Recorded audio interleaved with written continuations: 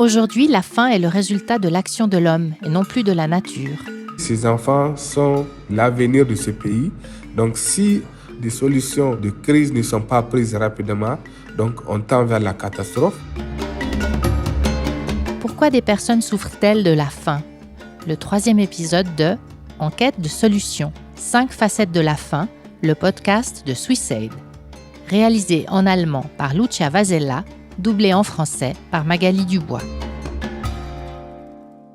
We need action from everyone, everywhere. 17 Sustainable Development Goals. Le sommet de l'ONU sur le développement durable s'est tenu à New York du 25 au 27 septembre 2015.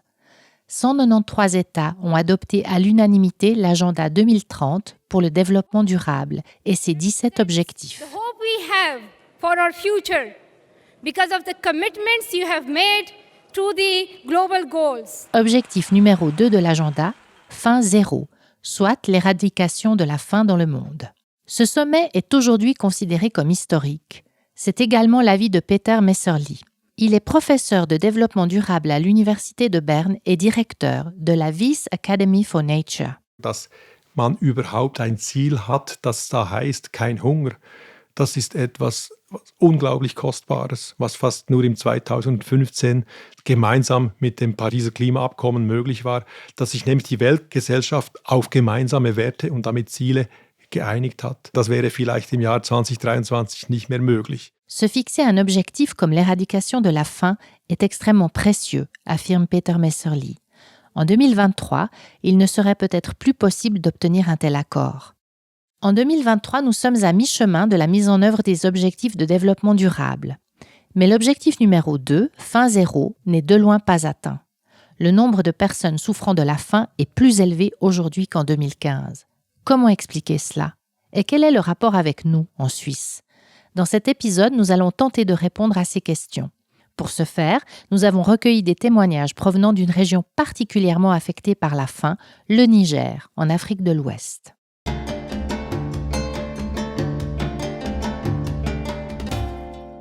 En 2019, 4 ans après le sommet sur le développement durable, Peter Messerli a reçu un mandat de l'ONU.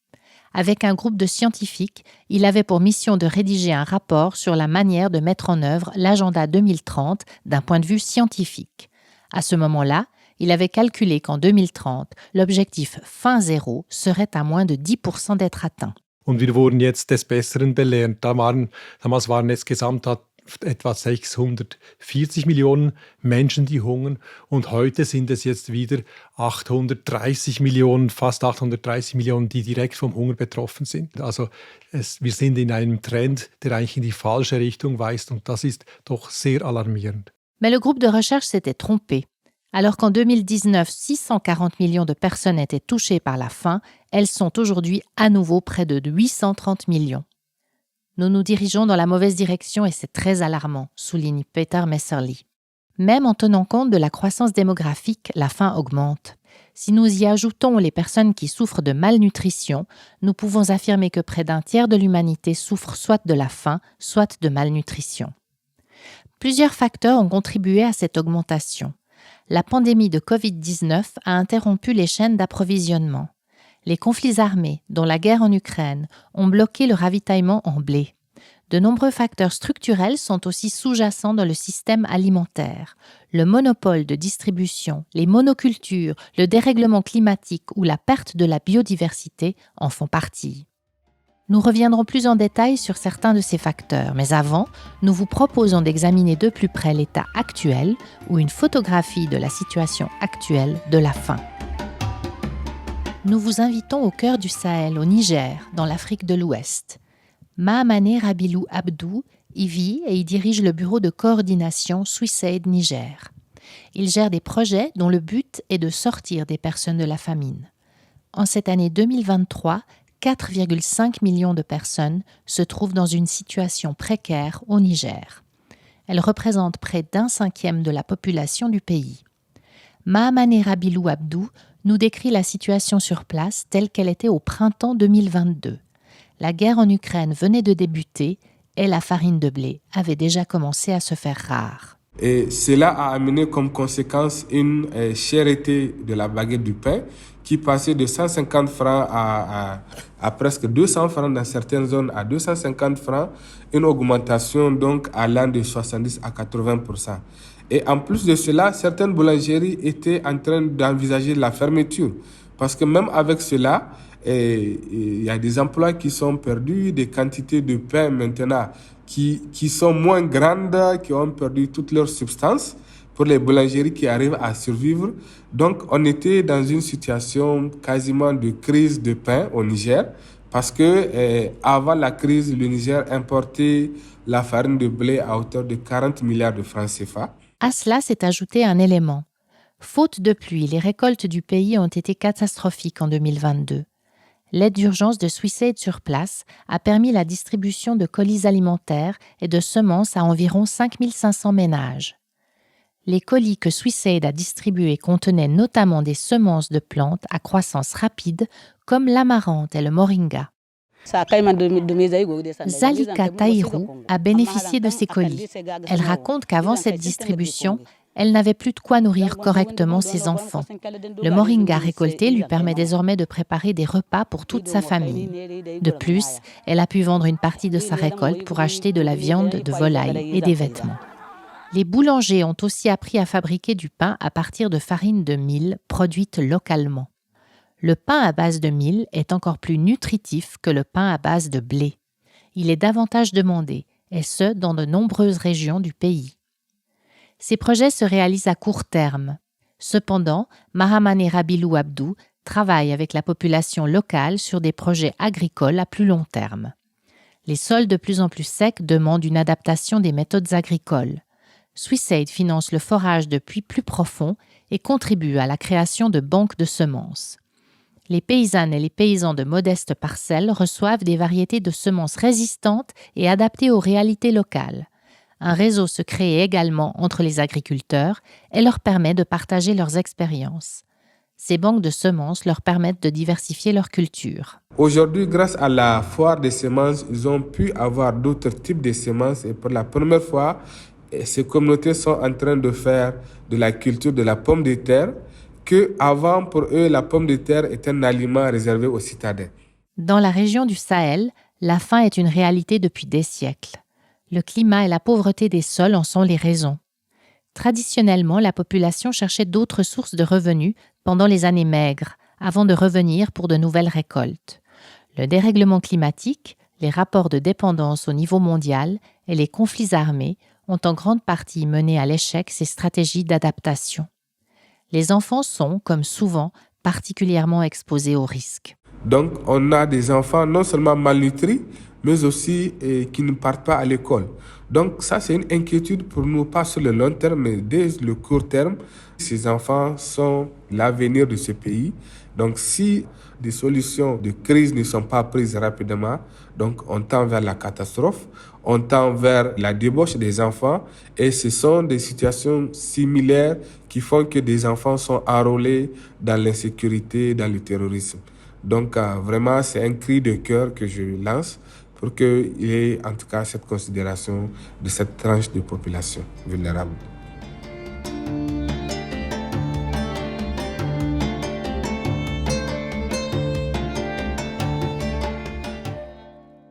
La faim est en grande partie vaincue en Europe, affirme Peter Messerli.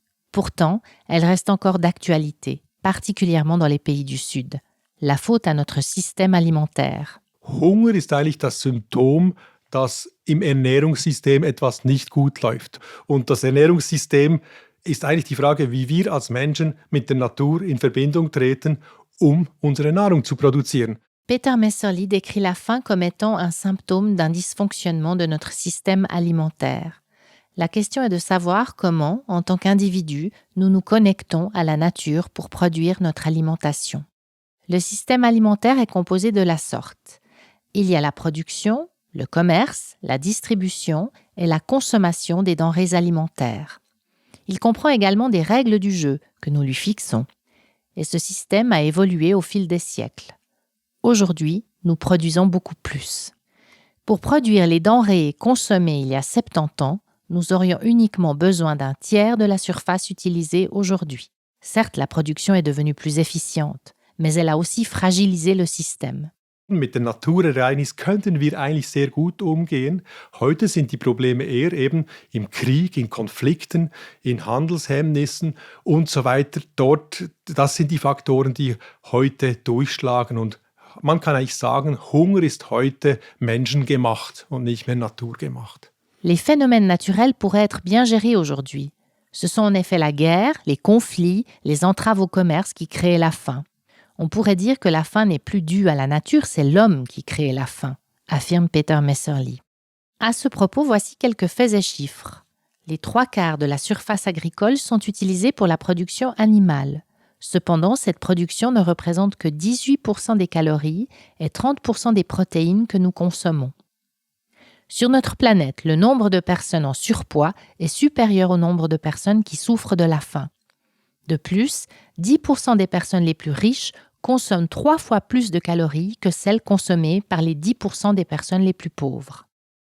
Nous qui vivons dans le Nord, décidons des denrées alimentaires qui sont produites. Nous décidons aussi où elles sont produites, soit là où la production coûte le moins cher, dans les pays de l'hémisphère sud. Und die produzieren für die Länder, die gar nicht mehr selber produzieren können oder wollen. Zum Beispiel die Schweiz produziert ja nicht mehr genügend Ernährung für sich selber. Unser Anspruch an Land ist eigentlich 86% ist außerhalb der Schweiz. Und die Hälfte der Ernährung kommt auch aus der Welt. Also wir brauchen zum Beispiel den Soja, der im Amazonas unter Brandrodung und Feuer im Moment angebaut wird. Les pays du Sud produisent pour des pays qui ne peuvent ou ne veulent plus produire eux-mêmes. C'est le cas de la Suisse, par exemple. Nous ne produisons plus assez de nourriture pour nous-mêmes, explique Peter Messerli. En effet, 86% de nos besoins en terre sont hors de Suisse et la moitié de notre alimentation provient de l'extérieur. Nous avons par exemple besoin de soya issu de la culture sur brûlis en Amazonie. S'y ajoute le fait que nous finissons par jeter une grande partie de la nourriture produite. C'est ce que l'on appelle le gaspillage alimentaire. Selon une étude de l'École polytechnique fédérale de Zurich, environ un tiers de la nourriture se perd entre le champ et l'assiette. La production alimentaire est un système mondialisé et monopolistique. Les 10 plus grandes entreprises fournissent environ 90% de la nourriture sur la planète. Leur objectif est de maximiser leurs profits. C'est pour cela qu'ils optimisent au maximum le système alimentaire. Malheureusement, ce système ne fonctionne que lorsque le monde évolue de manière harmonieuse. Preuve en est la guerre en Ukraine qui, du jour au lendemain, a rendu indisponible 30% de la production de blé mondial. Abordons à présent le rôle de la Suisse dans ce domaine. En effet, la Suisse joue un rôle important dans le commerce des denrées alimentaires. Peter Messerli estime que pour 40 à 60% des marchandises agricoles mondiales, les négociations ont lieu en Suisse. Pour le blé, ce chiffre serait de 60%. Wir alle profitieren in der Schweiz wahrscheinlich vom Geld, das hier in Genf verdient wird. Aber wir müssen uns auch fragen, welche Aufsichtspflicht hätten wir, welche Transparenz? Geht es uns etwas an, ob da Menschenrechtsverstöße drin sind, ob es soziale oder ökologisch verträgliche Anbauarten sind, von der dieser Weizen kommt. Peter Messerli l'exprime. L'argent engrangé ici à Genève profite très certainement à la population suisse. Cependant, nous devons nous poser quelques questions. Quel est notre devoir de surveillance? Avec quelle transparence? Les droits de l'homme sont-ils bafoués? Ce blé provient-il de modes de culture socialement et écologiquement acceptables? Les organisations non gouvernementales réclament de longue date une meilleure régulation du commerce des denrées alimentaires. Elles veulent notamment limiter la spéculation, car elle peut entraîner de nouvelles hausses de prix et provoquer de nouvelles famines. Das hat Mark Twain schon gesagt, kauft Land, der Wert wird steigen, denn sie haben aufgehört, Land zu produzieren. Also man hat mal dieses Grundspekulationsmechanismus, man sagen kann, es lohnt sich, auf Land und damit auf Nahrungsproduktion zu spekulieren. Peter Messerli cite Mark Twain. Acheter de la terre, on n'en fabrique plus. Autrement dit, la valeur de la terre va augmenter parce qu'on ne produit plus de terre. Cette logique de marché part du principe qu'il vaut la peine de spéculer sur la terre et donc sur la production de nourriture. Rappelons l'objectif de développement durable numéro 2, éliminer la faim. Comment, dans ces circonstances, pouvons-nous encore atteindre cet objectif? La nécessité de prendre des mesures à tous les niveaux est évidente. Des solutions sont à notre portée, c'est sûr. Nous avons les connaissances pour produire de manière plus durable. Nous savons comment prioriser des systèmes de commerce régionaux et comment modifier nos régimes alimentaires, affirme Peter Messerli. Das heißt nicht, dass alle vegan werden müssen. Also bereits wenn ich von Rind auf Geflügel wechseln würde, dann brauche ich etwa 120 Mal weniger Land. Es gibt wirklich viel Wissen zu diesen Hebeln. Wir kennen eigentlich die Zahnrädchen, die es braucht. Was wir irgendwie nicht schaffen, ist aus diesem Zahnrädchen ein Uhrwerk zu schaffen, das hilft, dieses System zu transformieren. Ich glaube, dort müssen wir entschieden besser werden. Und deshalb brauchen wir bessere Zusammenarbeit zwischen Wirtschaft und Politik, zwischen Politik und Wissenschaft und Zivilgesellschaft. Das funktioniert zu wenig gut. Wir sind zu stark in den Silos. Peter Messerli précise que ça ne veut pas dire que nous devons toutes et tous devenir végétaliens. Consommer de la volaille à la place du bœuf, c'est déjà un pas. Pour produire de la volaille, on a besoin d'environ 120 fois moins de terre que pour la production bovine. Notre connaissance est immense sur ces leviers et leurs rouages. Ce que nous ne parvenons pas à faire, c'est développer de nouveaux mécanismes pour transformer le système actuel. Notre marge de progression est là.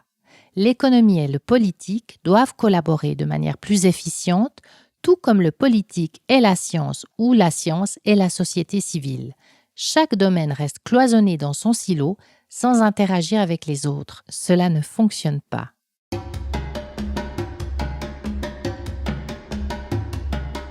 La faim dans le monde doit être éradiquée. Accorder plus de valeur aux vies humaines qu'aux profits, rendre le commerce plus équitable, promouvoir une agriculture respectueuse du climat et des ressources, voilà qui permettra de vaincre la faim. SwissAid s'engage pour cela. Nous réalisons des projets concrets dans l'hémisphère sud et exerçons une pression politique sur celles et ceux qui ont les moyens de faire basculer le système.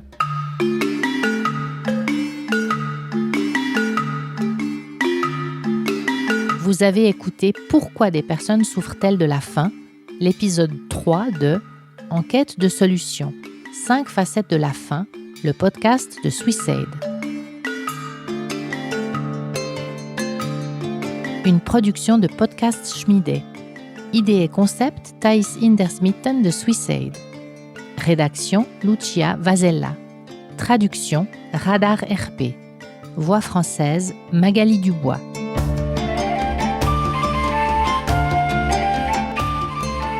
Dans le prochain épisode, nous poursuivrons sur le thème de l'alimentation et nous nous pencherons plus précisément sur la manière dont le changement climatique aggrave la faim.